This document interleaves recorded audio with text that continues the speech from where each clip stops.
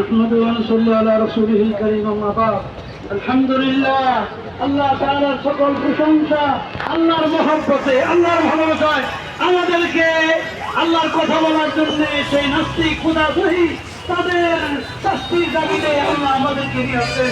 এই জন্য সকলে বলেন আলহামদুলিল্লাহ। ডিসেম্বর মানিককুঞ্জ মহাসমাবেশে আমরা সকলে যাইব